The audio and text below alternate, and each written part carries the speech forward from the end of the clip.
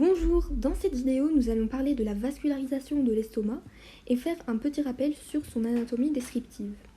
D'abord, il faut savoir que l'aorte abdominale traverse le diaphragme à la hauteur de T12 et sera chargée de la vascularisation du tube digestif abdominal à travers 3 troncs artériels principaux, qui sont de haut en bas le tronc cœliaque qui va naître tout de suite à la hauteur de T12, en dessous l'artère mésentérique supérieure apparaissant au niveau de L1, et enfin l'artère mésentérique inférieure à la hauteur de L3.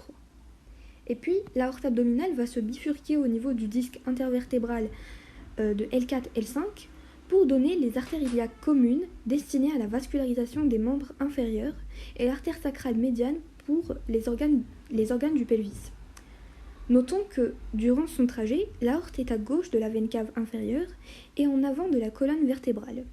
Elle va donner également d'autres branches pour le diaphragme, ce sont les artères phréniques, mais également pour le reste des organes abdominaux qui sont les artères rénales naissant à la hauteur de L1 et les artères gonadiques qui vont naître à la hauteur de L2.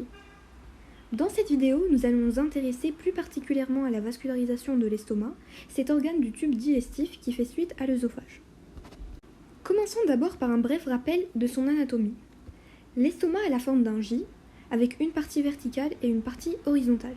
La partie verticale est représentée par les 2/3 supérieurs et présente à décrire la grosse tubérosité, encore appelée fundus. En effet, le fundus est également appelé la poche à air gastrique, parce qu'il va stocker les bulles d'air contenues dans les aliments.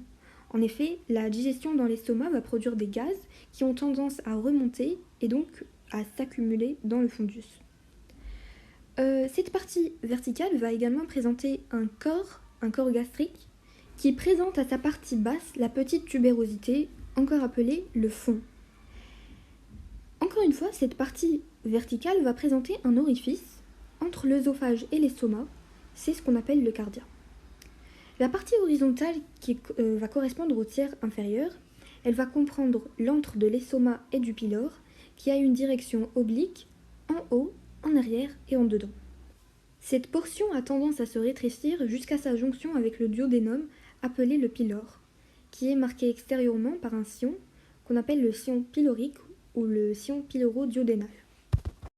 Pour sa configuration externe, l'estomac présente à décrire 2 faces, une face antérieure et une face postérieure, 2 ouvertures, une proximale matérialisée par la jonction œsogastrique qu'on appelle le cardia. Elle sera située au niveau du flanc gauche de T11 et aura une orientation oblique en bas et en dedans.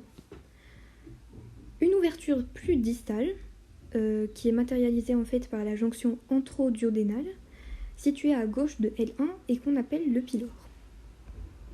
L'estomac va également présenter 2 bords, un bord droit qu'on appelle la petite courbure, qui sera en continuité avec le bord droit de l'œsophage, et il va présenter 2 portions, une portion verticale et une portion horizontale. La jonction entre les 2 portions s'appelle l'angle ou l'incisure de la petite courbure, ou encore l'angulus. Cet angulus va revêtir une importance toute particulière en clinique, puisque c'est à ce niveau-là que l'ulcère gastrique peut se transformer en cancer.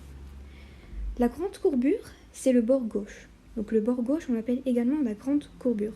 Il va former avec le bord gauche de l'œsophage un angle qu'on appelle l'incisure cardiale, ou encore l'angle de His. Il faut également savoir que les courbures de l'estomac sont unies aux organes de voisinage par des épiplounes ou omentum qui correspondent en fait à 2 feuillets de péritoine accolés et qui relient 2 viscères entre eux. Alors, des informations plus concises sur le péritoine et ses dérivés seront abordées dans le cours le concernant. Ici, pour comprendre ce qui suit, contentez-vous seulement de retenir que le péritoine est une séreuse qui comprend 2 feuillets en continuité l'un avec l'autre. On a d'abord le premier feuillet, c'est le péritoine viscéral qui va tapisser d'extérieur des organes, et un deuxième feuillet qui est le péritoine pariétal qui va tapisser la face interne de la paroi abdominale. Entre les 2 feuillets se trouve une cavité qu'on appelle la cavité péritonéale. Les feuillets du péritoine viscéral peuvent s'unir entre elles autour des organes, et cet accolement peut porter 3 noms. S'il se charge de l'union entre 2 viscères abdominaux, il sera appelé omentum ou épiploune dans l'ancienne nomenclature. S'il relie l'organe à la paroi abdominale, il sera appelé ligament. Et enfin, s'il contient le pédicule vasculaire d'un organe, c'est-à-dire qu'il va le relier à des vaisseaux, il va porter le nom de méso. Parenthèse fermée. Au niveau de la petite courbure de l'estomac, le feuillet antérieur et postérieur du péritoine viscéral bien sûr, vont former le petit omentum. Il sera chargé de relier l'estomac aux îles du foie, et vous voyez qu'il va relier deux organes. Il s'agit donc bien d'un omentum. D'autre part, la grande courbure est en rapport avec, en haut, le ligament gastrophénique, qui va relier l'estomac au diaphragme, à sa partie moyenne, l'omentum gastrosplénique, entre l'estomac et la rate, et en bas, un ligament qui va porter le nom de ligament gastrocolique, qui va de l'estomac au côlon transverse plus précisément, et à partir de là, il va se poursuivre par le grand omentum. Ce dernier était également appelé tablier épiploïque dans l'ancienne nomenclature. Tablier, car en effet, cet accolement péritonéal joue un rôle de protection. En effet, il est important pour éviter la dissémination des infections. Par exemple, quand l'appendice s'inflamme, la première chose qui se passe, c'est que le grand omentum vient l'entourer. Passons maintenant à la vascularisation de l'estomac. Commençons par la vascularisation artérielle. Elle fait intervenir plusieurs artères qui s'organisent en un réseau anastomotique autour de l'estomac et qui va s'organiser en 3 systèmes ou cercles. On a d'abord le système de la petite courbure, le système de la grande courbure et enfin le système de la grosse tubérosité. Les branches artérielles qui interviennent dans ces systèmes proviennent soit directement, soit indirectement du tronc cœliaque. Le tronc cœliaque naît de l'aorte abdominale au niveau de T12. C'est en fait une artère de gros calibre, de 2,5 cm de long environ, qui va se diviser elle-même en 3 branches. L'artère splénique, c'est sa branche droite. Elle va se déplacer en arrière de l'estomac, au-dessus du pancréas, et présente un chemin tortueux vers la rate. L'artère gastrique gauche est sa branche moyenne. Elle quitte le pilier gauche du diaphragme en décrivant une crosse oblique en avant et à gauche et concave vers le bas pour gagner la petite courbure gastrique un peu au-dessous du cardia. Elle se bifurque à ce niveau en 2 branches terminales, une branche ventrale et une branche dorsale. Elle donne des rameaux pour la petite courbure et l'artère œsocardio-tubérositaire antérieure. Cette même artère gastrique gauche peut donner dans certains cas un rameau hépatique. Enfin, l'artère hépatique commune sur la droite est la dernière branche de trifurcation du tronc cœliaque. Elle va se diriger vers le foie et va prendre le nom d'artère hépatique propre, car elle vascularise le foie, après avoir donné l'artère gastro-duodénale, qui vascularise une partie du duodénum et de l'estomac. C'est-à-dire que finalement l'artère hépatique commune va présenter 2 branches terminales, qui sont l'artère hépatique propre et l'artère gastro-duodénale. L'artère hépatique propre va se diviser en 2 branches terminales, droite et gauche, et elle va monter dans le petit omentum et sera chargée de l'apport oxygéné du sang au foie. Très souvent, c'est de cette artère que va naître l'artère gastrique droite. Cette artère gastrique droite va se terminer près du pylore en 2 branches, antérieure et postérieure. La branche postérieure va s'anastomoser avec son homologue gauche, matérialisant ainsi le cercle de la petite courbure. Alors on va reprendre les cercles un tout petit peu après, donc là on s'intéresse plus aux artères. Et donc cette artère gastrique droite, elle va donner ces 2 branches, terminales, antérieure et postérieure. Elle va également donner des branches collatérales qui sont les rameaux gastriques pour l'antre, le rameau duodénal et un rameau pylorique. L'artère gastro-duodénale de son côté va descendre derrière le duodénum. Elle va se diviser au bord inférieur du duodénum en 2 branches, qui sont l'artère pancréatico-duodénale supérieure, dont on reparlera dans la vascularisation du bloc duodéno-pancréatique, et l'artère gastro-épiploïque droite, qui va, elle, participer à la vascularisation de l'estomac. Parlons maintenant des cercles. Le cercle de la petite courbure est matérialisé par une anastomose entre la gastrique droite et la gastrique gauche, plus précisément par leur branche postérieure. Le cercle de la grande courbure fait intervenir l'artère épiploïque gauche et l'artère épiploïque droite. L'artère épiploïque gauche naît de l'artère splénique. Elle va descendre dans l'omentum gastrosplénique, puis dans le ligament gastrocolique, où elle se termine en s'anastomosant avec l'artère gastro-épiploïque droite. Ces branches collatérales seront matérialisées par des rameaux gastriques et des rameaux épiploïques. L'artère gastro-épiploïque droite va, elle, de son côté, correspondre à la branche de bifurcation de la gastro-duodénale.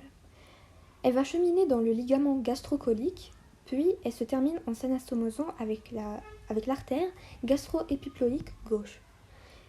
Elle va elle aussi donner des branches collatérales qui seront représentées par des rameaux gastriques et des rameaux épiploïques. Les rameaux épiploïques droit et gauche s'anastomosent entre eux pour former l'arcade de Barkhow. Le système de la grosse tubérosité va lui, de son côté, faire intervenir 3 artères. D'abord l'artère œsocardio-tubérositaire antérieure qui va naître de la gastrique gauche. On a également l'artère œsocardio-tubérositaire postérieure qui va naître de l'artère splénique.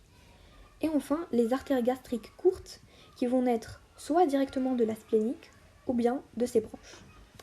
Voilà, c'est fini avec la vascularisation artérielle. Passons maintenant au drainage veineux. Le drainage va se faire vers le tronc porte qui est formé par l'union des veines spléniques et les veines mésentériques supérieures et inférieures.